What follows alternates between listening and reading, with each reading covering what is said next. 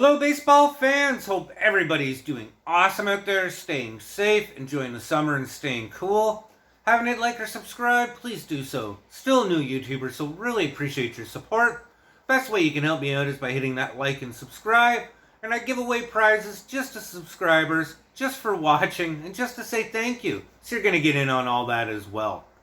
So the MLB trade deadline has come and passed. And I'm going to be putting out a vlog a little later about the MLB trade winners and, of course, the MLB trade losers. But today we're going to talk about the Toronto Blue Jays and really grade their MLB trade deadline success. Was it success? I actually think so. And I'm going to go right out of the gate and give the Toronto Blue Jays a solid B. Yeah, maybe they could have got more aggressive and went all in and got somebody like Dylan Cease. But the opportunities for a superstar this year just wasn't there, and that's quite evident by the lack of those blockbuster trades. Don't get me wrong, Verlander and Scherzer were still big trades to happen, but it just seemed to lack that special oomph this year. That being said, the Toronto Blue Jays certainly made some moves to improve their club, and certainly moves that's going to strengthen them and help them in the postseason. And let's get right out of the gate and talk about the big one, Jordan Hicks. That's right.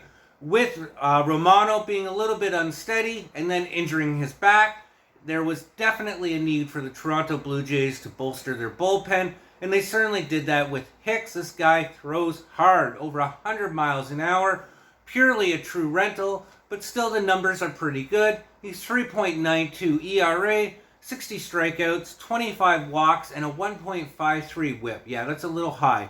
Beginning of the season, he had some control issues, but over the last month, he's actually had a sub-3 ERA.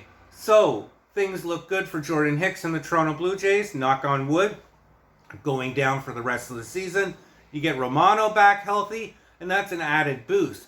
And talking about the bullpen, the Blue Jays also went out and got Genesis Cabrera. This guy's been not too bad. He's kind of more of a rotation filler piece. He's got a 4.97 ERA, 43 strikeouts, only 19 walks, so there is some command there, and a 1.45 whip. This guy's going to be like a 5th or 6th inning guy, but still an extra arm that the Blue Jays need.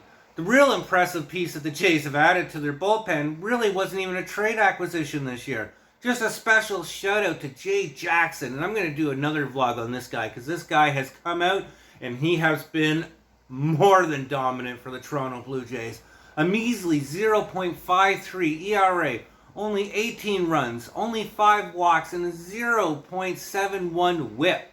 Yeah, Jackson's getting things done and it's a feel-good story, so I'm glad to have him back on any MLB roster. And the Jays certainly weren't done there yet, no. With Bo Bichette hurting his knee, thankfully it doesn't look to be as serious, but he is going to be out for a while. The Jays needed a shortstop piece, somebody with some above average defense, and they certainly got that with Paul DeJong. That's right, with him, the Jays also have him for a possibility for 2 more years, so he could be the second baseman of the future for the Jays.